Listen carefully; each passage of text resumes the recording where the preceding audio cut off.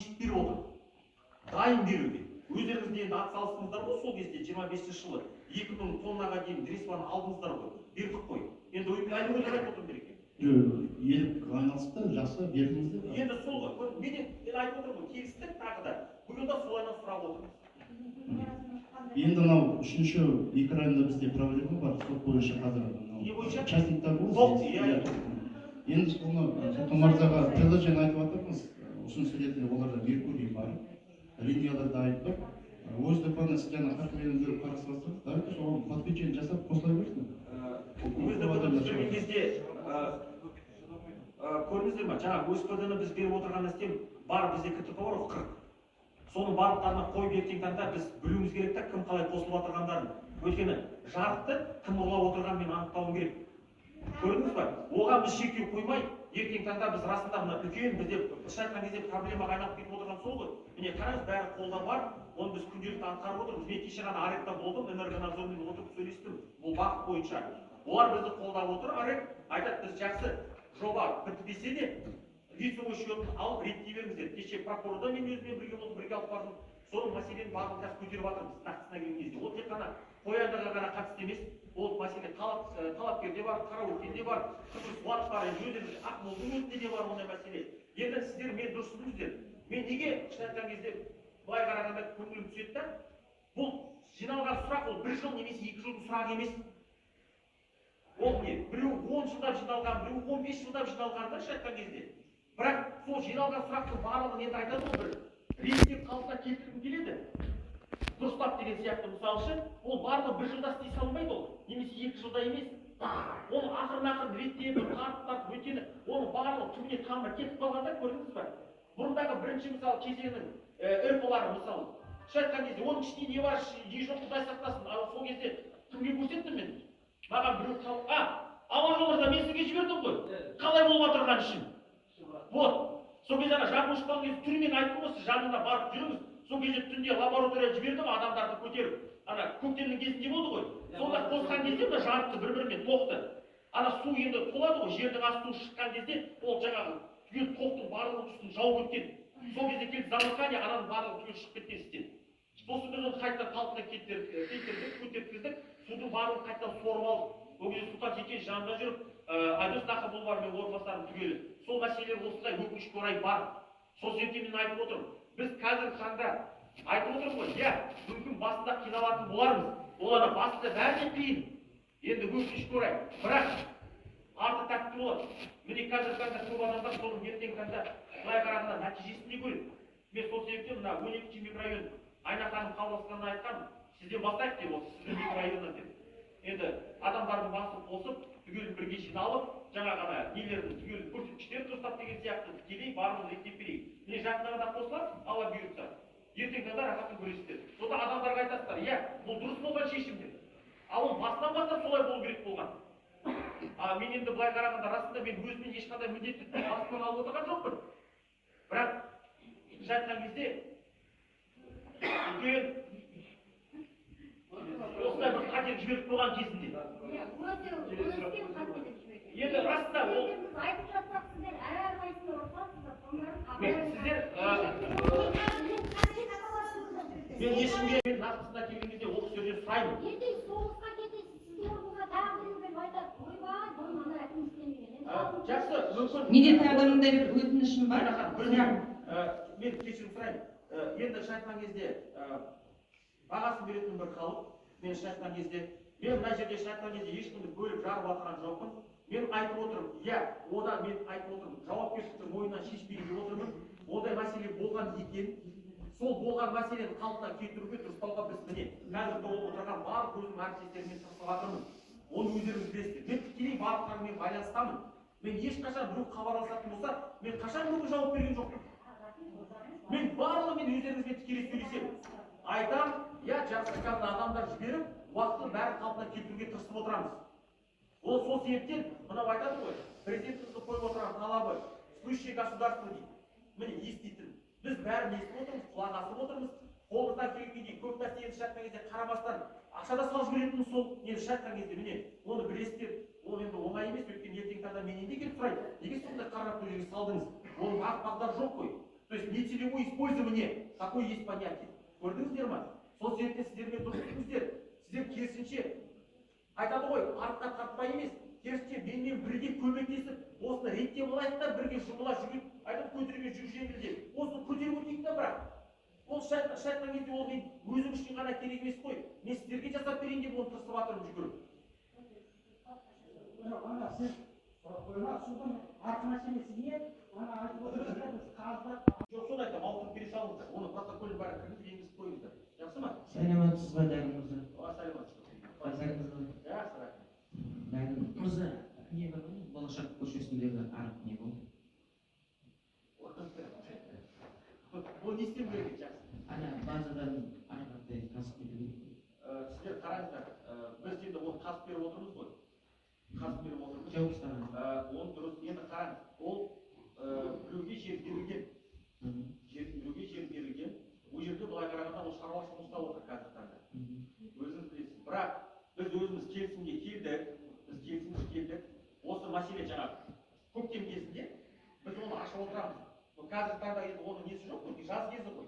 Ол қыстың кезінде, көктемнің кезінде, күн еріген кезде біз автомат түрде барамыз, оны ашып береміз, суын ары қарай өткізіп беріп отыратын боламыз. Шлюз секілді. Иә, шлюз сияқты. Ана жолдың бәрі, асфальттың бәрі судың астында қалып отыр ғой? Мен оны ол жағын қарастырғанбыз тереңдікпен. Иә, оны жасауға болады жасауға. Бірақ енді шаруашылықтың өзінің қожайыны айтады да, біз сіздерге ешқандай бас тартып отырған жоқпыз дейді. Біз әрқашан көмектесуге өзіміз дайынбыз дейді, тырысамыз дейді да. Сол себептен былай қарағанда оны алып қашқап тұрғанда не жоқ. Біз келген оны ашып беріп отырамыз. Ол ешқандай қиындық жоқ. Расында ол өздеріңіз көрдіңіздер де, ол мәселе шешіліп келіп жатыр, реттеп те қойдық. Олармен меморандумға да отырып қойдық, келісіп бәрін реттеп. Сол сияқты тастап, жаңағы трубалар бізде тез болу керек. Лоток жасадық қой. Солайынан ақырындап 65 күннің ішінде түгел суды шығарып тастауымыз керек. Олардың ұсыныстары солай. Енді былай қарағанда біз енді шаттан кезде жолын тауып отырмыз ғой, бірақ қалай болмаса да, значит, наше решение было правильно. Жаңағы арық қазып түгел реттеп отырғанымыз, фазаларын шығарып отырғанымыз. Бірақ бұны бізге ғылыми тұрғыдан дәлелдеп берді. Енді оның ертеңгі таңда жобасы қанша болатынын мен айта алмаймын. Өйткені оған өзіңіз ойлаңыз, қандай насос қойылатынын да мен айта алмаймын. Өйткені бүкіл ауылдың суын 5-9 миллион куб шығып отыратын болса, бұл жағын сол енді көрдіңіз ба? Мен сізге айтып отырғаным сол ғой. Біз ақырын осы системаға келіп жатырмыз. Өйткені біз енді 25-те де Аллаға шүкір тәуба. Жақсы, ешқандай несіз, бірақ енді адам көп болды. Бірақ әйтеуір қолымыздан келген тырыстық, қарадық. Енді айтады ғой, біз де зерттеп көрдік, қалай болады екен дегендей. 26 жылы енді қарадық, биыл да тағы да біз бір айтады ғой, бір новшество дейді ғой. Соны бір енгізейін деп отырмыз, өйткені өзіміз үшін түсіндік. Қалай болатын жолдарын деген сияқты жаңағы Қасекеңді айтып отыр, ненің Тәуелсіздік көшесі бойынша мен білемін, өйткені ол жерде балық қарап тұрдым, ол жерде су кетіп қалып отырады екен да, өйткені төмен орналасқан ғой, көрдіңіз ба? Ары қарай кетіп қалып отыр. Мен сосын айттым, мүмкіндік болатын болса, иә, мүмкін жанынан емес, тікелей айдап жіберсе де бола ма деген ойым сол кезде келген. Оны қараймыз. Бірақ тағы да міне мәселе былай ғой, ол бір жылдық сұрақ емес. Су мәселесі де айтып отырғаным. Ең бастысы үйлерді қоршау керек. Фундаментін көтеру керек. Ертең таңда ерген су, мына ауланың, немесе есік алдындағы судың барлығы да ертең баратта үйлеріңізге кіреді. Ол норма бойынша министрге көп уақыт болды айтып жүрмін да сіздерге сұрақ осы мәселені. Сол кезде міне көп адамдар шығады, келеміз, үйлерінің қоршауы жоқ. Былай қарағанда айдала ғой, енді бір 5-6 үй тұр. Енді сол жерде ерген судың барлығы келеді, сол жерге жинап қалады екен. Сосын мен айтам, жарайды, жақсы түсінікті деймін де, варисқа қойдырып, судың бәрін сорып, лақтырып отырамыз шайтқан кезде. Бірақ енді айтады ғой, тірі адам тіршілігін жасайды, қалай да болмасын. Бір 10 000 теңге тұрады, жаңағы су соратын бір өзі мынандай техника ғой, бензинін біз жаңағы ас машина енді ас машина емес енді не? Насос қой енді жаңағы несімен, не істеп отыратын? Жоқ, генератор емес. Мотопомпа ғой, мотопомпа. Вот. Соны жаңағы не істеп, реттеп қойып қоятын болсақ, біз мына көптеген үлкен ағаларымызға расында рахмет көп. Олар айтады, балам, біз бәрін де білеміз, бір жыл емес, қанша жыл осылай істеп отырмыз. Жанармаймен көмектесіп беріңіз деді. Келдік, жанармайын бердік, күнделікті беріп отырдық, суларын өздері сорып лақтырып отырдық. Шаттан кезде міне осындай бір жақсы қарым-қатынас, бір-бірімізге сыйластық болып, бәрін реттедік. Ол кісілер риза, біз ризамыз. Шаттан кезде айтты, біз сіздерге бөгет болмайды. басқа жұмыстарын жасай беріңіздер. Бірақ жанармайларын күніне 20 литрден беріп отыр. Орталық көшенің уақыты мерзімін айта аласыздар ма? АБК Автодор, айтасыз ба, қашан, когда будете начинать работу? Автодор, Басталуы мен аяқталу мерзімі. когда закончите непосредственно, вот именно вторую очередь, второе покрытие полностью, когда закончится? Ну, сейчас у нас вопрос финансирования стоит. На финансирование решится. Вообще у нас по договору конец 27 года. Конец 27-го, да? Хорошо. Біз мына жерде былай қараңыздар. Бірақ енді ондай мәселе бар. Бірақ АБК Автодормен біздің келісіп отырған неміз, вы знаете, наверное, в курсе, да, я попросил без финансирования. Да, этот вопрос Сіздердің жаңағы екінші кезеңді айтып отқан жоқ, второй очередь емес, не полностью, который половина четвертого микрорайона. Именно вот это жилой Центральная улица. Второй слой. вот центральная улица, для завершения центральной улицы нам необходимы дополнительные средства, 1,5 миллиарда тенге, для того, чтобы мы продолжили работу. Соны жаңа министрге айтып отырғанымыз тем. Сейчас вопрос стоит на рассмотрении о том, что за счет компании АБК продолжить работу. Этот вопрос пока находится на рассмотрении. Мен айтып отырғанымыз тем, біз Қысқартқан ақшаны қосқанға болмай жатыр ма? Сіздерге сол үшін жеткілікті болу үшін үш шақырымға Кішкене олай емес та ол общий проекттің сомасы бізге жыл сайын заказчик ақша бөлу керек та. Біз ай сайын там выполнение жасаймыз, сол жаңағы жыл сайын бөлінетін ақша сол ақша бөлінеді. біз ең бастысы болған кезде былай жауап берейін сіздерге. Біз жаңа сіздер өздеріңіз мерзімдерін сұрадыңыздар ғой. Мен айтып отырған себебім, мына жерге нақтысына келген кезде біз Автодордың енді басшылығымен сөйлесіп, бір орта шешімге келгіміз келіп отыр. Өздерінің қаражаттарына жасап беретін болатын болса, біз енді келісімшартпен оның барлықтарына жауап береміз. Жасалған жұмыстарын енді қаражат 27-те тұратын болатын болса, 27-те ақшаларын төлеп береміз. Енді қазіргі таңда сондай келісімшарт жүріп жатыр біздің арамызда. Енді Алла бұйыртса, енді ертең таңда өздері рас қолдау тауып, біз жасап береміз дейтін болса, әрине үстінен нұр. Біз енді шартқан кезде сұрауымызды айтып жатырмыз. Жаңағы несін Бақташанды айттық, қойып берді. Енді ақырын енді шартқан кезде біз жұмысты тоқтатып отырған жоқпыз. Оны сосын қазіргі таңда министрге айттым, осы мәселе бойынша біз кішкене кешірек келетін боламыз. Барлықтарын бірінші орын бітіріп алайық, дұрыстап реттеп. Өйткені олардың өздерінің мына қалдашықтары болады қойылатын. Барлық норма бойынша одан кейін тұру керек. Содан кейін ғана біз келе аламыз. Қазіргі таңда алдын айта алмаймыз, жақсы ма? Здесь районда тұрып, Ага. бізде алдында болат деген кісі частный ток беріп отырған ғой. Біз бос жерге бір ай бұрын арыз қойғанбыз, свет өшіріп. Бүгін кетті, светтер бәрін өшіріп, үйдегі светтердің артын кабинет жинап алып кетті. Бүгін бізде свет жоқ, свет өшірді. Соған мынандай шара болады екен.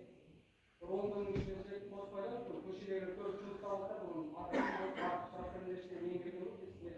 Мен сізді түсіндім, жаңа айттым ғой сіздерге тағы да. Алдын айттық, қазіргі таңда Андреевич, по тех условиям надо будет ускориться.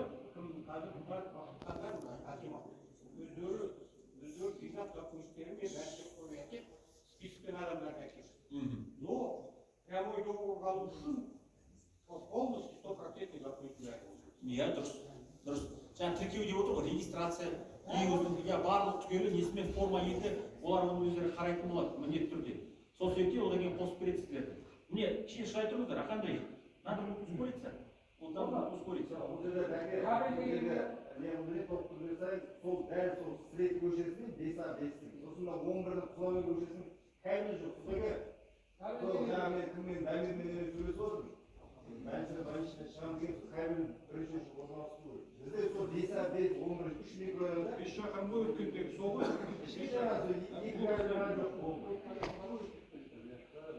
Жоқ, енді оны айттым ғой, істеп беріңдер дедім ғой. Тартып беріңдер дедім ғой. Жоқ, айттым ғой, ол жақсы бір посмотрели, ол 5 шақырым тартып қалмайсыңдар ма? Законный танк. В данный момент тебе дают даже 6-7 стол. Я 6-7 стол. Я. Оны байқап қазір, ол нөмірлерді бәрін Қанша күнде болады екен примерно? Қанша күнде болады екен? Bir günde şişmiyor. Bu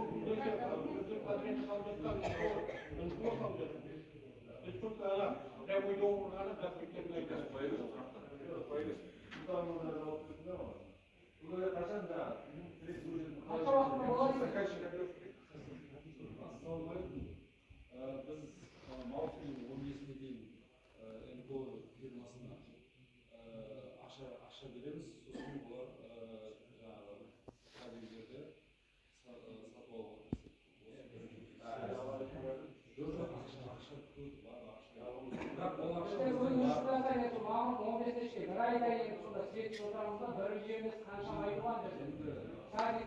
Енді қараңыз, міне сіз мен дұрыс түсініңіз, біріншіден біз жаңа сіз өзіңіз сіз қараңыз, 3 ай бұрын міне дұрыс айтасыз, біз айтқан болатынбыз бұл мәселе. Ол бір. Екіншіден жаңа жекеменшік КТП-ны болады деп отырсыз ғой, иә? Ол жинап алсын деп біз оған айтқан жоқпыз ғой. Ол кісінің өзінің қалауы. Ертең айтып отырған нәрсем, ертең кеш сіздер барлықтарың осы мәселеге келесіздер. Ол мен сіздерге рас айтамын. Өйткені мемлекет қазіргі таңда барлығын реттеп жатыр, тез жасап деген сияқты. Көрдіңіз бе? Қазір пайда жоқ, ертең енді ақша жинамайсыздар ғой, дұрыс қой, төлемейік деген сияқты. Әрине, ол ертең таңда одан пайда түспейтін болса не істейді? Мысалы, сіздерге адам сияқты түсіндіріп айтса болады ғой. Міне, ескерту қағазын беріп, бір айдан кейін ба, немесе 2 аптадан кейін ба. Оны болды, онда заң аясында бәрі істелді. Күте тұрыңыз енді, істеп береміз алла бұйыртса. Осы бағытта айтамын.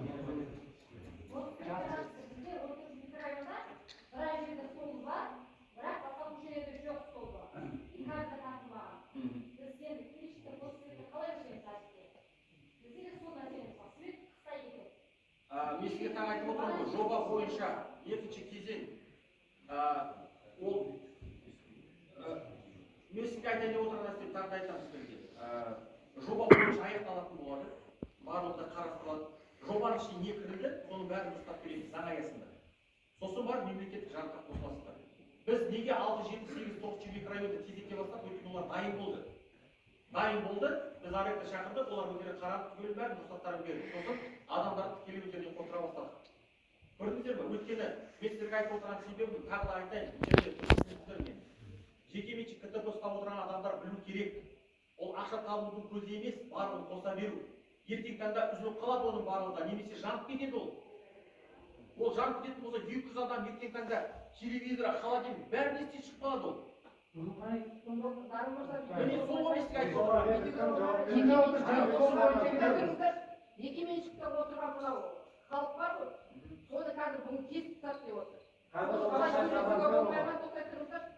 Арекке өткенше сол жекеменшікпен договор жасап қайта осыны болса да договорить етіп, халық светсіз қалмауға. Сол жөнінде шешуге болмай ма? Мен түсініп, өйткені олардың келісімшартта арекпен өздері ғой КТП-мен.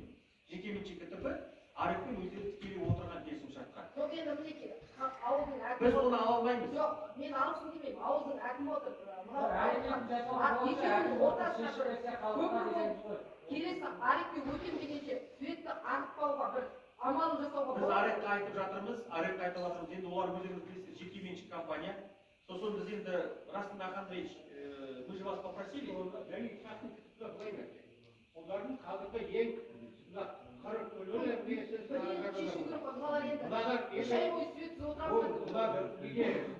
государственный светке подключаться так математически. Ақшадан төлемей қояды деп алдан ала олар түсінікті.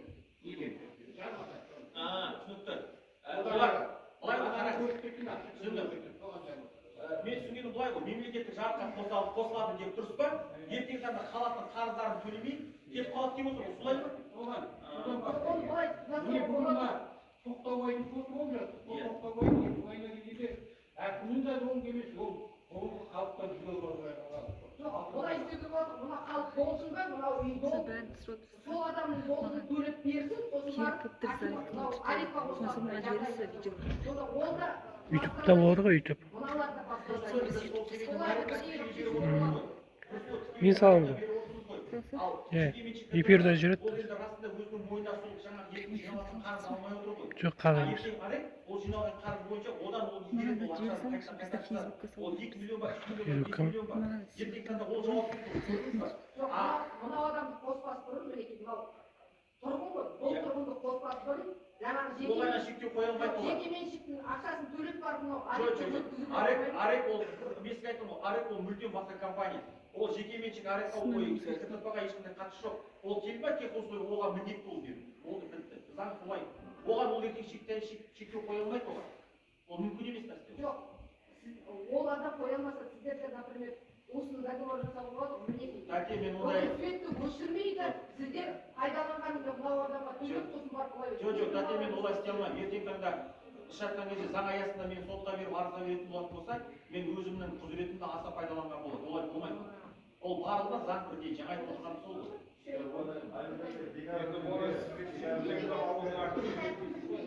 Аға, мен түсініп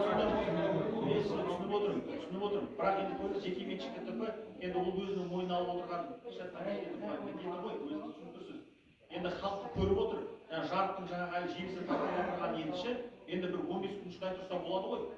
Шайтқан кезде, нақтысына келген кезде. Неге олар? Иә, жоқ, мен түсіндім, енді ол жекеменшік КТП ғой, оның алдында бұл ақша тауып отыр, ол бір жыл емес. Қанша жыл болып отырсыңыздар? 10 жыл ма, 15 жыл ма? Енді 20 жыл отырдыңыздар, мысалы шайтқан кезде. Көрдіңіздер ма? Енді 20 жыл, енді бір 2 апта шыдауына болады ғой, халық үшін. Енді соған бақытқанымызда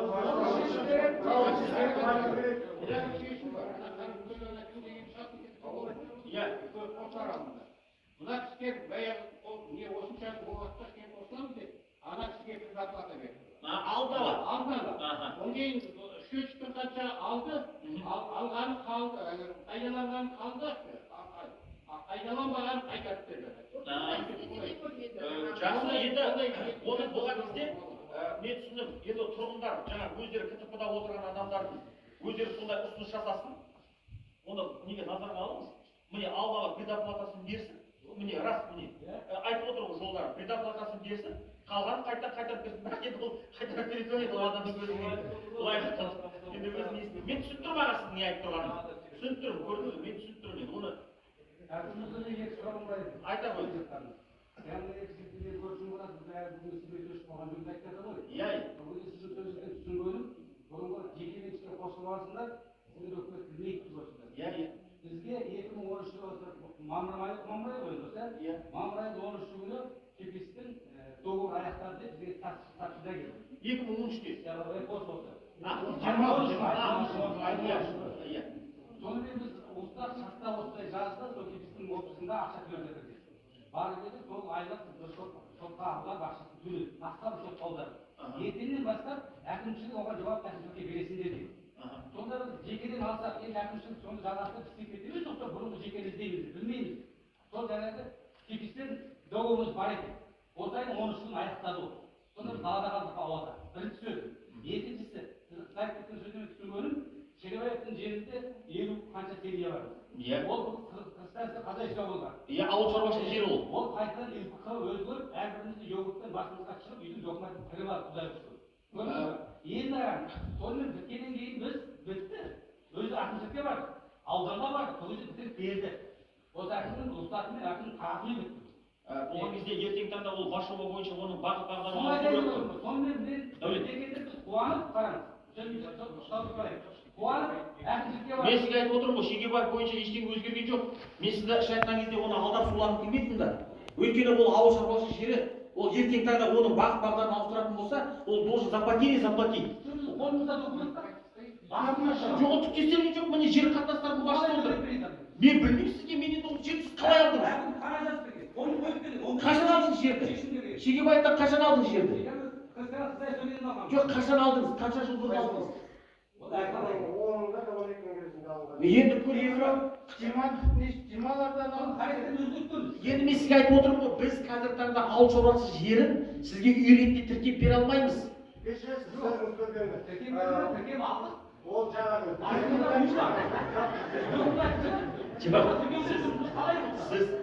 Мен сізге жақсы, мен ол жерде жаңағы целевой назначениесі өзгертілді. Бюджетқа өзгертілді. Қашан өзгертілді? ЛПХ-ға ол, сіз қараңыз, ЛПХ деген личное подсобное хозяйство. Мен сізге айтып отырған нәрсемше, ол ауыл шаруашылығынан ол өзгертіле алмайды. Өзгертілді. Түсіндіріп жақсы, қашан бардыңыз сіздер? Міне, сіз айтып беріңізші, адамдарды шатастырмасын. Адамдар шатастырмасын. Ертең мысалы документті тетігі сырт тастаймыз да Мен сізге тағы да айтып отырған нәрсем қараңызшы. Ертеңгі таңда міне құрметті жерлестер, аға мен сізге жауап берейін. Сіз мен дұрыс түсіндіңіз.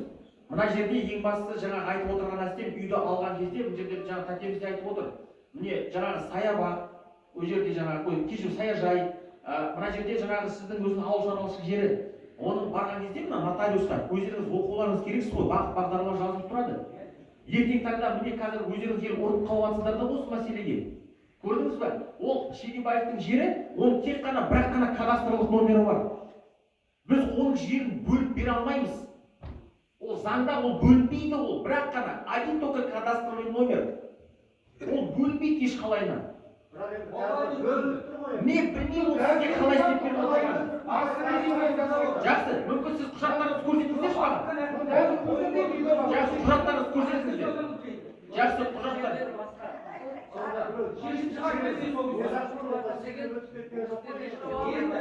Енді сұрақ міне. Содан ойында жауаптан тыңдамайтын өткесек шығып тұрып беріңіз. Жақсы. Ол жерде илбақа құдалық шаруашылық деп тұр. Оны біз осы жерде жазалған ақмолға барып, жиын болып, мұхтар айтып, режиссер көріп бердіңіз. Режиссер өз көрмейді. Бірінші қырдан кейін режиссер көрсін деп. Өздері ақыл айтты. Режиссер өзі бірінші жақсы солай да жоқ, бас жоба бойынша ол жерде қандай? Соны айтып тұрғанмын. Енді біз келгеннен кейін бұнdan da karnımız özümüz görüp, kökümüz özümüz tartıp, yolumuz özümüz biz yazıyoruz. Hiç bana yakın bir gram işleri konulardan yok. Böyle biz onu ötünüzlük dinli yok. Özümüz var, almadan özümüz. Sinirge var, her yazar. Hukukta tartmak, her istedim. Toқты өздеріңіз тарттыңыздар ма? Okulumuz da var, çok özümüz var. Жоқ, жаңа сіз айтып отырсыз ғой, тоқты кім айтып жүр, әкімшілік жасаған. Мен өзім жеке айтып жүр, жасатқан. Жоқ, сіздер 7 жылдар айтып жүр, әкімшілікте мен 2 жылдар айтып жүр. жобасын тартып отырсыздар ғой сіздер. Келесі жұмадан бастап 44-ші шкаф.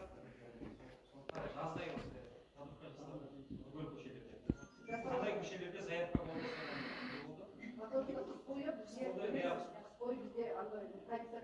Үстігіні продуктқа жасалмайды, өйткені ыстықларда кондиция қайдан құрады іште. Сондықтан қыста жасалмайды. Жаз ойынан ғана істейміз. Сондықтан мерген біз бәріміз қазір продуктқа жасап жатырмыз. Қысқа дайындық жүріп жатыр. Көшеде покраска жүріп жатыр қазір продуктта. Ең бастысы Көл жақта бар газ. Қазір газ бәр жерде бар. газ бар, Аллаға шүкір. Мына Қазір жағдайда 935 адам қосылыпты. мынау айтайын деп отырған нәрсем, Ая сервис компаниясына үлкен рахмет. Расында жақсы мердігер енді штаттан кезде тап болды. Енді қалай да болмасын, өздеріңіз білесіздер, 2023 жылдан бастап тоқтап қалды ғой жұмыс, өздеріңіз білесіздер, мына газ мәселесі бойынша. Сол ана 1,5 жыл жүрдім ғой. Мен 3 рет экспертизаға кірдім, 3 рет штаттан кезде қайтадан құжаттарды қайтарып тастап отырды. Өйткені жобадан ауытқу мәселесі болды. Үлкен расында күрделі жұмбақ, енді ол Аманжол мырза біледі оны. Мысалы өзім сұрап, рахаттым енді штаттан кезде ол былай қарағанда айтады ғой, рахаттанып жүру ондай мүмкін емес та штаттан кезде. Мынандай мәселе болып тұрған кезде. Соның барлығын қалпына келтіріп, мен штаттан кезде үлкен мына экспертизаның бастығына үлкен рахым айтқым келіп отыр, Қарағошин деген мырза бар. Сол кісі штаттан кезде мені тыңдап, мені түсініп, қандай себептері болған. Өйткені олар жобаны қайтадан қабылдаған жоқ қой. Өйткені ауытқу болған жобадан. Енді оны Назарбек мырза жерде біледі.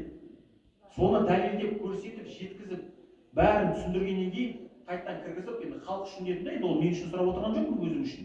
Соның барлығын қолдап, барлығын беріп, осы газды жібердік 25 жылы күз айында. Ол айтқан кезде, жаңа мен сіздер енді менде дұрыс түсініңіздер. Ертең таңда сіздер де енді халықсыздар ғой. Ертеңде бір жерге қызметті барып жұмыс жасап, ішіңізден ақтарылып жататын болсаңыз, сізге анау мынау былай деп отыратын болса, сіздер етесіз ғой. Тура сол сияқты менің ішіндегі не істеп отырған сол. Біз қолымыздан келгенге дейін барлығын істеп жатырмыз.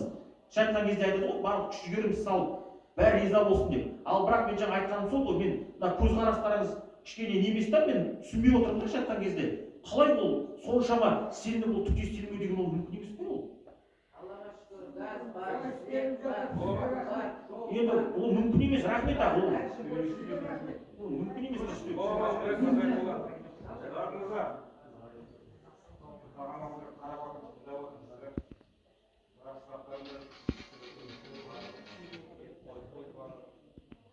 Aklınıza bakın, saygın, kardeşler,